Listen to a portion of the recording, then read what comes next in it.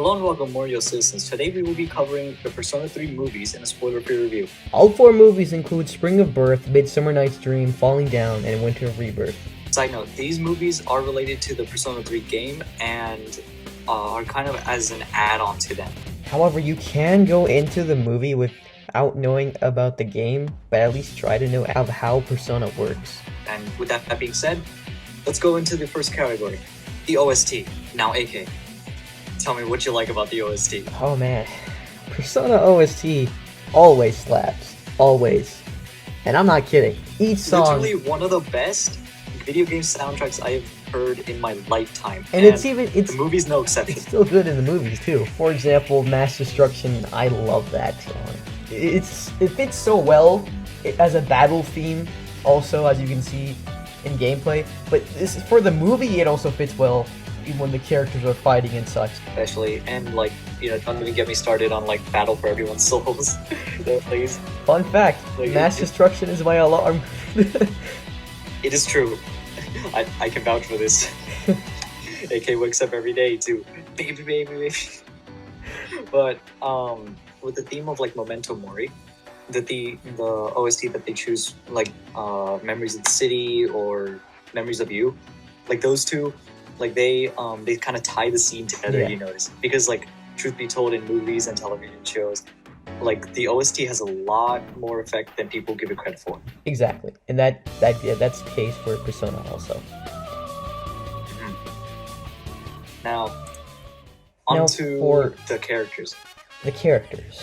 You see, the characters. The first movie, I really did not like the pacing of the first movie. It felt all over the place, to be honest. And the characters suffered for it, like I'd say. Exactly. Especially like Junpei and Yukari. Like their characters were noticeably like worse than in the games. To be honest, I didn't really care about the characters at first in the first movie, anyways, because it was going pretty fast. The movie, it just skips like a lot of stuff, and you can see that. Exactly. Like it kind of reminded me of like Batman v Superman in a way. Like, because like 2/3 of the movie was spent like kind of setting up the last third of it, which like just gives for horrible pacing. Exactly, the pacing is horrible. However, the next couple of movies, like they kind of like because they were well paced and they were like well done. Exactly, but yeah, the most developed character of all is the main protagonist, Makoto Yuki. Makoto Yuki, which is like, I would say, is my favorite Persona protagonist. Especially after this movie, like it gives him more character than in the games. Well, in the games, like he is a silent protagonist, so they really could have done like anything with him. And I'm kind of like glad like the route they went. Like you see development from like he's very well developed, like not caring about life to like growing as a person. Yes, as a protagonist, he grows, and you see a bit of his story and his interactions with the characters. The second movie is exactly what's necessary in the story, like character development. What the second movie did good. Now this goes into plot technically. So what the second movie did good was the pacing. First of all, like it felt like everything wasn't rushed of it. Like it felt better than the first movie. A huge improvement from the first movie. And I'd say so. I actually started to care about the characters. The characters were given backstories and such, and you can actually feel them. It's really like a kind of a like the first movie was really kind of like a sacrificial lamb, if you will. Like you had to like sacrifice the first movie in order for the other three to be like outright tremendous. Exactly. And like amazing. Yeah, especially in terms of the characters and the plot. Now I think we should like officially go into plot. Yeah, the plot is very similar to the game. With some like minor like alterations, like in carrying out and like execution. Like I feel like some of the scenes are better in the movie than they are in the game. Exactly. Yeah. And the plot of the movie, I would say, it's about a group of high schoolers with these persona powers trying to stop something. And that's kind of generic, I'd say. Nothing really special with the plot. Yeah. Even though the movies didn't play the characters as well as the game does, like you still feel that connection with these characters, like because they're like so well written. And sure, like a few of them have like some, not like some like fumbles and all that, but like towards the end, I actually feel like the movies are a tad bit better than the game in this aspect Exactly. because you care for the protagonist like a lot more. Yes. Like the main character, I was like, I actually had like a connection to really is Makoto Yuki, and I'd say Yes. the one strength this movie has is its themes. The themes are very well done. I second that actually. Like the theme, you know the phrase. Like Persona 3 has the best theme, Persona 4 has the best characters, Persona 5 has the best story. And like this movie only like, serves to like support that fact.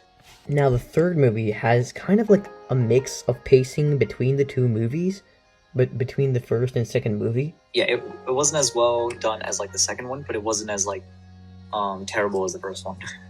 Yes, the third movie is the one that really sets up the fourth movie. You can see that. Speaking of the fourth movie, I feel like it did the ending justice. It is. Really. It did. The fourth movie did the ending of the game.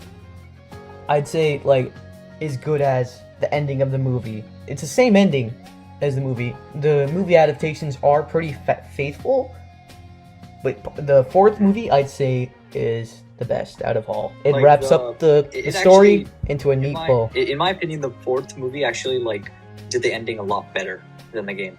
So, shall we go on to the ratings? Yes. Now the ratings. Now As for the I- first movie, As I mentioned, as What we do you rate mentioned before, the first movie I didn't really like, and I felt the pacing was too much for me. Like it was pretty fast, and it kind of skipped a lot of stuff. like a lot of criticism that like these movies have gotten is that it skips like the social links, which are like a vital aspect of Persona. Yes, but So we've given a rating of 6 out of 10. yeah, a 6 out of 10 because of the pacing and no attention to characters in this. I mean, you can't really blame it. It's a foundation for the other three movies. The second movie, we would give it a 7.5. This was a big, it was a big up from the first movie, because the second movie, although it introduces a new character, it gives the characters a little bit of a story behind them, and the pacing is well done in the second movie. And for the third one, we gave it a 7, just because it wasn't as good as the second movie, but it wasn't as like bad as the first one. Yeah. It was really like another setup movie. It was just well done this time around. The fourth movie, The fourth- however, this was the best Persona 3 movie. After going through all the three movies, when you finally get to the fourth one, it's worth it. It's worth it at the end. Because the ending is very neatly wrapped up, and I'd say it was a pretty good adaptation of the game. And so we've given it an 8 out of 10.